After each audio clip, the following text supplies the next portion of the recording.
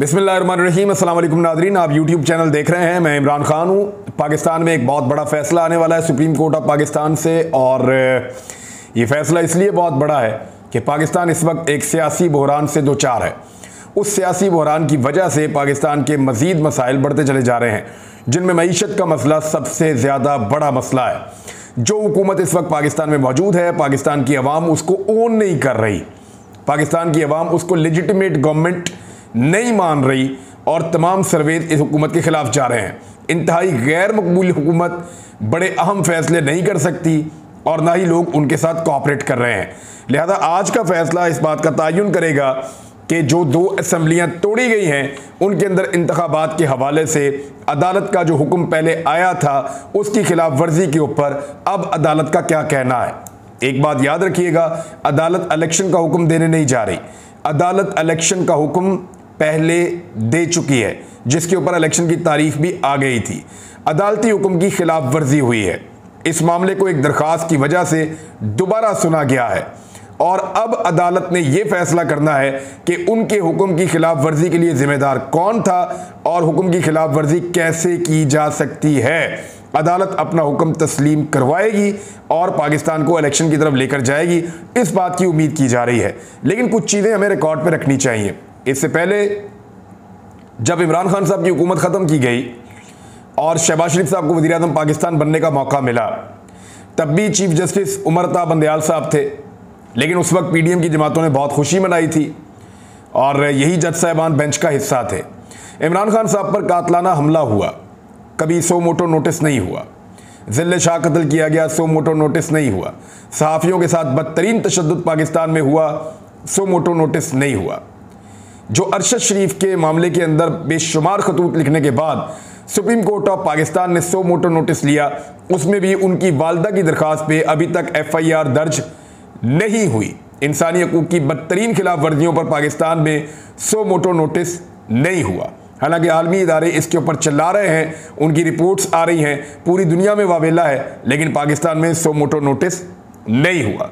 तो अदलिया से उम्मीदें तो बरकरार रखनी चाहिए, लेकिन रिकॉर्ड पे बहुत सारे ऐसे शिकवे और शिकायतें मौजूद हैं कि जहां पे वो इंसाफ फराहम कर सकते थे, लेकिन वहां पे इंसाफ फराहम नहीं हुआ। साबिक वज़ीर आज़म गोलियां खाने के बावजूद अपनी मर्जी से FIR तक नहीं करवा पाए। सुप्रीम कोर्ट ऑफ पाकिस्तान की मुदाखलत जो हुई, उसमें क्या हुआ, उसमें फिर जो FIR हुई वो इमरान खान साहब उसके मुद्दई नहीं थे, उसका मुद्दई रियासत बन गई, और एक फेक किस्म की FIR दर्ज की गई, जिसकी वजह से बकौल इमरान खान साहब के उनका सारा मुकदमा ख़राब करने की इंतज़ामिया ने कोशिश की है। बहरहाल आज के फैसले के बारे में ज़्यादा उम्मीद ये की जा रही है कि सुप्रीम कोर्ट अपने पिछले फैसले का दिफा करेगी, और सुप्रीम कोर्ट ऑफ पाकिस्तान के दो सूबों को इलेक्शन में ले जाने का फैसला देगी, और यही चीज़ पाकिस्तान को आगे बढ़ा सकती है। बहरहाल फैसला आएगा तो पता चल जाएगा कि सुप्रीम कोर्ट कहाँ खड़ी है। अब मामला ये है कि मौजूदा हुकूमत ने सुप्रीम कोर्ट के फैसले को तस्लीम करने से ही इनकार कर दिया। यानी फैसला आने से पहले ही शहबाज शरीफ साहब ने दौड़ लगा दिए, और उनके साथियों ने भी। उनका ये कहना है कि वो फैसला तस्लीम नहीं करेंगे इस बेंच का, और वो इसको पहले से ही ज़्यादती करार दे रहे हैं, और अदलिया के साथ एक टक्कर लेने के मूड में आ गए हैं। उन्होंने एक ऐसी हरकत की है रात गए, जिसकी वजह से अब ये तासुर बन रहा है कि हुकूमत अदलिया के साथ टकराव की पॉलिसी चाहती है। ये नवाज शरीफ साहब का तरीका वारदात है। जब भी नवाज शरीफ मुश्किल में होते हैं तो वो कहते हैं सारे आपस में लड़ पड़ो, इसकी उधर लड़ाई करवा दो, उसकी उधर लड़ाई करवा दो, वो उसके साथ लड़ पड़े, हर चीज़ को उधल पदल कर दो। नवाज शरीफ मुसीबत में नहीं होना चाहिए। तो इस वक्त नवाज शरीफ शदीद मुश्किल में है। उसकी मैं आपको एक मिसाल पहले दे देता हूँ, फिर हम आगे बढ़ेंगे। और ये मिसाल देना इसलिए इस वक्त ज़रूरी है ताकि हर आम आदमी को इस वक्त समझ आ जाए कि नवाज शरीफ साहब की दौड़ें क्यों लगी हुई हैं। नवाज शरीफ साहब का ये क्लेम था कि लाहौर उनका किला था, तख्ते लाहौर इसको कहते हैं। शरीफ ख़ानदान यहाँ से हमेशा फ़तह हासिल करता रहा है। परवेज़ मुशर्रफ के दौर में भी यहाँ पे PMLN को कामयाबी हासिल हुई थी, और उनके मुखालिफिन काफ लीग वाले उस वक्त भी लाहौर हार गए थे। बुरे तरीन हालात में लाहौर कभी भी नून लीग के हाथ से नहीं गया। हालिया जो सर्वे आया है, उसने जो लाहौर डिवीज़न की रिपोर्ट शाया की है, उस रिपोर्ट ने हिला कर रख दिया है। वो रिपोर्ट क्या कह रही है, लाहौर डिवीज़न के अंदर 4 ज़िले आते हैं। एक ननकाना साहब, दूसरा शेखुपुरा, तीसरा लाहौर और चौथा कसूर। ननकाना साहब की 4 सूबाई असम्बली की सीटें हैं, शेखुपुरा की 9 हैं, लाहौर की 30 हैं और कसूर की 9 हैं। इन सारी सीटों को आप जमा करें तो बनती हैं 52 सीटें। अब ज़रा देखें कि इन 52 सीटों में से कौन सी जमात कितनी सीटें जीत रही है। पीपल्स पार्टी 0, आज़ाद उम्मीदवार 0 और बाकी कोई और पॉलिटिकल पार्टी 0। यानी कोई भी यहां से कोई नशिस्त नहीं जीत रहा। मुकाबला सिर्फ नून लीग और पीटीआई का है। जिन नशिस्तों के ऊपर नून लीग आगे चल रही है वो 16 सीटें हैं। 52 में से सिर्फ 16 नशिस्तों पर नून लीग आगे चल रही है, जबकि पाकिस्तान तहरीक-ए-इंसाफ लाहौर डिवीज़न में जो सबसे मजबूत और तगड़ा डिवीज़न था PMLN का, वहां पे 36 सीटों के ऊपर आगे चल रही है, 36 बमुकाबला 16। अब यहां से आप अंदाज़ा कर लीजिए कि कितना ज़्यादा फ़र्क पैदा हो चुका है PMLN और PTI के दरमियान। यानी ये तो 2/3 अक्सरियत से ज़्यादा तो यहां से लाहौर से जीत रहे हैं। तो ऐसी सूरत में नवाज शरीफ साहब चाहते हैं हर चीज़ खराब हो जाए। और एक और तनाज़ा उन्होंने खड़ा कर दिया, उनकी जमात ने किया क्या है वो मैं आपको बता देता हूं। ये जस्टिस काजी फायद ईसा साहब ने एक लेटर लिखा, और जो लेटर लिखा है रजिस्ट्रार सुप्रीम कोर्ट को, इसमें अजहर सिद्दीक साहब की मैं बात इसलिए कर रहा हूं कि उन्होंने आईन के हवाले देकर बाकायदा वो आर्टिकल्स शेयर करके उन्होंने बताया है कि ये काम ठीक हुआ या गलत हुआ। चीफ जस्टिस की मौजूदगी में सुप्रीम कोर्ट के सीनियर जज जस्टिस काजी फायद ईसा ने सुप्रीम कोर्ट के इंतज़ामी मामलात में मुदाखलत शुरू कर दी। रजिस्ट्रार सुप्रीम कोर्ट को गैर आईनी तौर पर खत लिख डाला, ये कह रहे हैं जी अजहर सिद्दीक साहब। अब इसमें कुछ चीज़ें और हैं जो हुई हैं। फौरी तौर पे इन्होंने खत लिखा और उसके बाद फौरी तौर पे हुकूमत बैठी, काबीना का इजलास हुआ और उन्होंने उसके ऊपर एक फ़ैसला भी कर दिया। मैं बताता हूँ पूरी कहानी क्या है। रात गए इन्होंने दोबारा कार्रवाई डालने की कोशिश की है ताकि अदलिया को मज़ीद मुतनाज़िब बनाया जा सके। सुप्रीम कोर्ट के जस्टिस काजी फायद ईसा ने कहा कि रजिस्ट्रार के पास जुडिशल ऑर्डर को कलअदम करार देने की कोई इख्तियार नहीं है। रजिस्ट्रार सुप्रीम कोर्ट को खत लिखा। खत में जस्टिस काजी फायद ईसा ने कहा कि चीफ जस्टिस भी जुडिशल ऑर्डर के खिलाफ कोई इंतजामी ऑर्डर जारी नहीं कर सकते। रजिस्ट्रार का 31 मार्च का सर्कुलर सुप्रीम कोर्ट के 3 रुकनी बेंच के फैसले की खिलाफ वर्जी है। काजी फायद ईसा ने खत में मजीद लिखा कि आपको बतौर सीनियर अफसर अपनी आईनी जिम्मेदारी का इदराक होना चाहिए। अगर आपको मालूम हो ये केस सो मोटो नंबर 2022/4 आर्टिकल 184(3) के तहत अज खुद नोटिस के तहत सुना गया है। रजिस्ट्रार इशरत अली को ओहदे का चार्ज छोड़ने का मशवरा भी दिया जस्टिस काजी फायद ईसा ने। उन्होंने कहा कि फौरी तौर पे अपना सर्कुलर वापस लें और फिर उनके रवैये की शिकायत भी की। अब ये जस्टिस काजी फायद ईसा साहब ने लिखा है। अजहर सिद्दीक साहब के बकौल और कुछ दीगर लॉयर्स के बकौल ये अपने हुदूद से तजावज़ है। यानी ये चीफ जस्टिस ऑफ पाकिस्तान के इख्तियारात हैं जो जस्टिस काजी फायद ईसा साहब ने इस्तेमाल किए हैं। अब इसके ऊपर जो है वो वफाकी काबीना फौरी तौर पे बैठती है। एक हंगामी इजलास बुलाया जाता है रात को 8 बजे, 1.25 घंटे वो इजलास चलता है।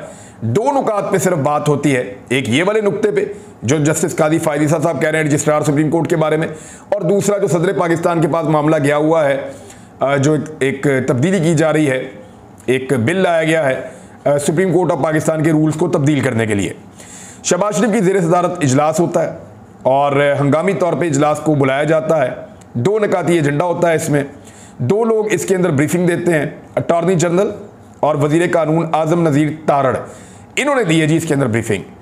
और जो सर्कुलर जारी किया सुप्रीम कोर्ट ऑफ पाकिस्तान की जानिब से, उसके ऊपर क्योंकि काजी फायद ईसा साहब पहले लेटर लिख चुके हैं तो इसको वो डिस्कस करते हैं। हैरत अंगेज़ तौर पे काजी फायद ईसा साहब की और हुकूमत पाकिस्तान की जो एक्टिविटीज़ हैं वो बहुत ज़बरदस्त तरीके से आपस में सिंक हो रही हैं। यानी जो काजी फायद ईसा साहब करते हैं वहाँ से फिर अगला रिस्पॉन्ड गवर्नमेंट की तरफ से आता है, जो गवर्नमेंट से होता है वो ऐसा लगता है काजी फायद ईसा साहब की तरफ से आता है। तो एक सिंक होती हुई दिखाई दे रही है और ये तासुर बन रहा है कि काजी फायद ईसा साहब शायद गवर्नमेंट को सपोर्ट कर रहे हैं। अब काजी फायद ईसा साहब ने मशवरा दिया रजिस्ट्रार को और उन्हें खत लिखा जिसे अजहर सिद्दीक साहब के बकौल वो अपने इख्तियारात से तजावुज़ कह रहे हैं। लेकिन हुआ क्या, हुआ ये कि काबीना ने रजिस्ट्रार सुप्रीम कोर्ट की खिदमत वापस लेने का फैसला कर लिया और उनको उनके ओहदे से हटा दिया और उन्हें कहा कि एस्टेब्लिशमेंट डिवीजन में रिपोर्ट करें। फौरी तौर पे उनको हदायत जारी कर दी गई। दूसरा, उन्होंने कहा कि आरिफ अलवी साहब जो हैं वो जो सुप्रीम कोर्ट के प्रैक्टिस एंड प्रोसीजर एक्ट 2023 पर फिल 4 दस्तखत कर दें, वो तो आरिफ अलवी साहब नहीं करने वाले हैं। बहरहाल ये काम फौरी तौर पे इन्होंने किया। इसके ऊपर क्या ये कर सकते हैं या नहीं कर सकते, ये मैं आपको बताता हूँ। जस्टिस फायद ईसा ने रजिस्ट्रार सुप्रीम कोर्ट को हटाने का खत लिखा। वफाकी काबीना ने रजिस्ट्रार को वापस बुला लिया। सिंपल बात यह है, सुप्रीम कोर्ट में ऑफिसर्स की अपॉइंटमेंट से मुताल्लिक रूल्स में वाज़े है कि रजिस्ट्रार को हटाने का फैसला सिर्फ चीफ जस्टिस ऑफ पाकिस्तान कर सकते हैं। ये appointment of officers rule 1982 rule 08, ये बाकायदा उसके अंदर लिखा हुआ है कि ये फैसला चीफ जस्टिस ऑफ पाकिस्तान कर सकते हैं। लिखते हैं जी, the chief justice alone shall have power to impose a penalty on the registrar of the court and where an inquiry is held against him the inquiry. अच्छा, ये बड़ा क्लियरली लिखा हुआ है और इसका हवाला भी दिया अदर सिद्दीक साहब ने और 4 सफ़ात उन्होंने शेयर किए हैं, मुख्तलिफ नुकात। अब उसमें वो ये कह रहे हैं कि जो हुकूमत ने काम किया है वो भी गैर आईनी और गैर कानूनी है। वज़ीर आज़म शहबाज शरीफ अपनी काबीना को अदलिया के कामों में मुदाखलत से रोकें। आइन का आर्टिकल 175 पढ़ लें, अफाका हो जाएगा। रजिस्ट्रार सुप्रीम कोर्ट को हटाने का आपको कोई इख्तियार नहीं है। आप रजिस्ट्रार सुप्रीम कोर्ट को नहीं हटा सकते, इसलिए कि कानूनी तौर पे आपके पास ये इख्तियार नहीं है।